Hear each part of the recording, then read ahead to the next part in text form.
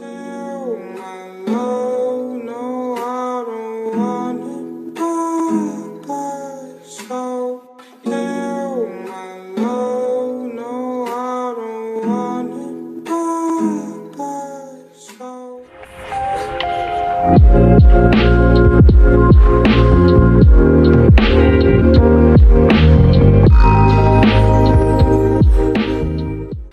guys, it's Tara and welcome back to my channel. And let me just firstly say Happy New Year. I keep looking in the viewfinder. Lens, come on girl, get it together. Lens, Happy New Year. And yeah, happy 2019. This is the first video that I am posting for 2019, so, or actually filming for 2019 in a matter of fact. Yeah, wow, wow. Oh, okay. Why not start out with a bang and something that's interesting and something that I actually am generally interested in. Crystals. Yeah, I thought this video would be good to do because first of all, I know that a lot of people are kind of getting into crystals and they want to know more about it and things of that sort. Let me just adjust my necklace. Is it better? Probably not, it's fine. I know people are really kind of getting into crystals and I thought that would be a good thing to just, you know, show them. Also because I just generally like crystals as well, so I thought it would be like a fun video to film. My bunches may be off, it's fine, let's go with it. I think we've all established that they may be off, they may be straight sometimes, it's fine, just skip it, it's fine. So in this video I'm going to talk about crystals, what they are, how they work, and some popular or well-known crystals and their meanings or some properties that they have. Should we get started? Okay, yeah. So if I keep looking down at my phone, it's because I made some notes on my phone just so I don't get, you know, a bit sidetracked or like a bit lost or a bit like, you know, about what I'm talking about, just so I stay on task or stay on. Yeah, okay, let's just go on to it. Crystals, what are they? So crystals are grown in the Earth's crust for millions and millions of years. And I'm looking at my phone just so I made the notes and I'm on task, so yeah. For millions and millions of years. And crystals are generally referred to like minerals in a crystallized format. So the process of crystallization is what ends up creating a crystal. And the process actually involves a solidification of atoms or molecules in a highly structured form, which we know as crystals. So, how they work. I know a lot of people are like very skeptical about crystals and like if they actually do anything or if they actually like work or like why people would spend their money on them. And let me just go into this. I'm not going to be too like, you know, what's the word? Like deep in terms of what I'm explaining about what crystals are or how they work, because once you like learn about this kind of stuff, if you generally are interested, you can go and do your own external research. But let me explain how they work. Just briefly, yeah. We know that everything is energy, right? Us, plants, crystals, everything is energy. So if everything is energy, it means that everything vibrates. And the more you vibrate, the higher your frequency is. So when you are confident, so when your vibrations are high, you tend to be more happy, more confident, more upbeat, more outgoing, more, you know, snappy, right? But when your vibrations or your frequency is low, you tend to be more sad, you tend to be more down in the dumps kind of thing. You tend to be more like, like think of, in like a emotion. Yep. Yeah, so crystals emit frequencies and they vibrate at a different level to what our human frequencies vibrate at, and the vibration or the frequencies of crystals never fluctuate. So do you see how our vibrations and our frequencies may fluctuate depending on how we're feeling or depending on external sources? Crystals vibrations or crystals frequencies never fluctuate, they're always the same. So crystals work based off of vibrations and frequencies. So if you were to just hold a crystal, right, and you're feeling kind of low, or you're feeling kind of sad, or you're feeling like, you know what, life's a bit rubbish right now, just plain and simple, right? Sometimes you may feel like the crystal may change how you feel. Like, okay, initially you may not notice or realize it's the crystal, but you may just start to feel more happy, or you may start to feel a bit more confident or perky, or like optimistic about what is going on in your life or your surroundings, or just anything like that. But if you're the kind of person who doesn't necessarily believe in crystals or crystals' abilities or things like that, if you're the kind of person who's very like skeptic, or you know, skeptical about certain things, if you're the kind of person who's like, oh my god, crystals don't work, oh my god, it's just a rock, oh my god, like how can a rock do this? If you're that kind of person who has those kind of things about them, they're not gonna work for you, plain and simple. You're putting all your negative energy and your negative vibes and your negative vibrations and frequencies, you know, and you know, into the air or whatever it's called. And sorry, but the crystal's not gonna, you know, it's not gonna accept that. It's not gonna be like, oh yeah, sure, let me take your negativity, let me just, no. Crystal is not gonna accept your negativity or your negative thoughts or connotations about crystals themselves. It's literally like, how do I explain this a bit more like basic? Like it's like you're putting your mouth on things, right? If you were to say, oh my gosh, I'm gonna fail this test.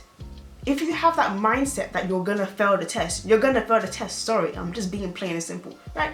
But then if you have a mindset like, no, I'm gonna pass this test, and you do all that you do all that you can to pass it based off the knowledge that you have learned, and you feel good about it, you're very positive about it, you're gonna pass. Sometimes that doesn't work because people's doubt creeps in, which this is not for like this video, because it's very all that thing is a lot. So I'm not gonna go too deep into this right now, but yeah, if you're the kind of person who just doubts something's abilities, or if you just doubt something's gonna happen, it's not gonna happen. So yeah, so overall, how crystals work.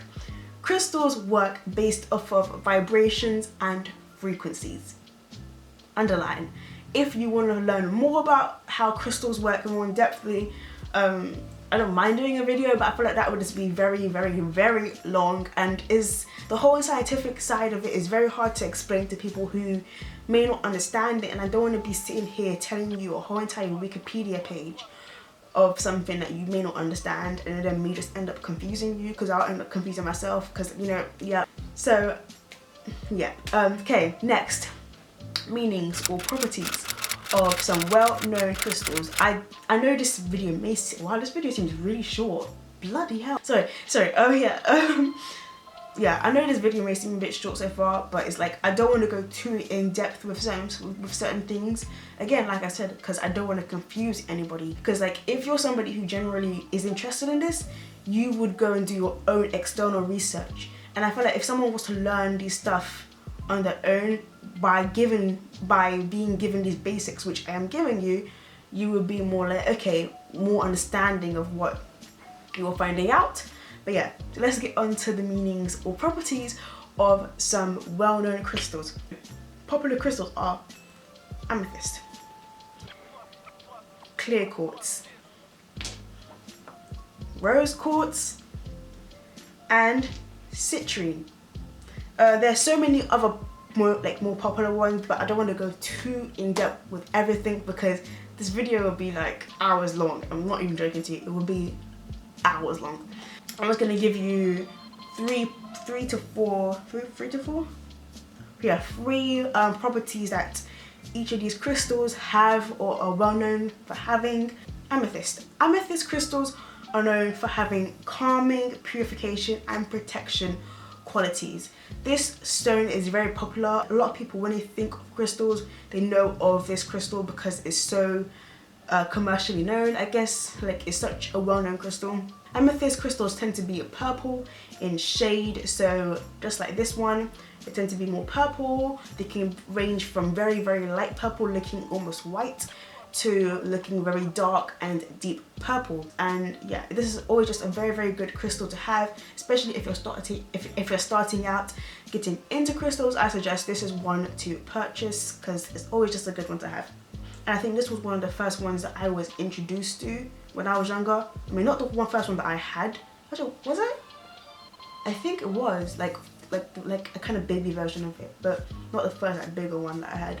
But yeah, this was one of the first crystals that I was actually introduced to when I was younger as well. So yeah. Okay, the next crystal is clear quartz, and clear quartz is good for amplification of intention, cleansing of energy, and healing. This clear quartz tends to be, like I said, clear in shade. You can call it that, shade. Let's call it shade. That is clear quartz. Rose quartz. Okay, yes. I feel like a lot of people know about rose quartz. So yeah, rose quartz is another very, very popular crystal, especially for people who don't know about crystals and they're just hearing about it. Rose quartz is also known for having love properties, emotional healing, and peace properties. I think rose quartz is more known for love though. So like if you're, you know, like, oh my god, like love, like rose quartz. Do you know what I mean? Yeah.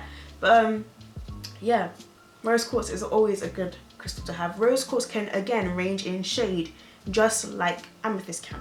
Rose quartz tends to be on the spectrum of a very, very, very light pink, where it looks very, a mix of clear quartz and pink. That's how it can look. Or you can get a very, very deep pink. But this rose quartz is just in the middle, I guess. But yes, rose quartz, love, peace, emotional healing. Yeah. The next one is citrine, and I'm bringing up two pieces because they both look very different, but you can tell that they're both citrine. Yes, so citrine is a crystal that is good for abundance, creativity, and manifestation. Citrine tends to have a more whiter bottom, just like clear quartz, but it's more white. It's not just see-through. But that can also range as well. Citrine can range in colors between yellow, orange, or a mix of two. Again, like I said, it's good for manifestation, abundance, and creativity. If you are feeling more creative, or if you are feeling like you want to be more creative, just have a good piece of citrine around you. It's just good to have. So these were the 4 crystals. Wait, well, 5 in my hand, but 4 in variation that I had showed you today. And if you guys enjoyed this video, be sure to subscribe. The subscribe button is down below, and be sure to press that notification bell just so you are notified every time I upload a video. So yes, and like I said before, this video was very, very brief in terms of the information I was giving, in terms of me saying how they work or what they are, the properties, stuff like that. If you guys would like to see a more detailed video about crystals, let me know. I do not mind doing that. That's cool. Yeah, let me know. But yes, if you guys do want to do further research about crystals, or about certain things you want to learn about crystals, whether I mean their properties or how they work or other things like that, I would suggest looking online. There are so many sites online that can give you information. Also, I suggest looking for a crystal book. There are so many out there. Amazon has tons, and they're not as expensive as you may think. So go and have a look, just check it out. And yeah, and also be sure to follow my social media links, my Twitter and my Instagram. They will be here on the screen as well as linked down below. So be sure to follow them and keep up with my life behind the scenes. Yeah, cool. Okay, hope you guys enjoyed this video, and yep, bye.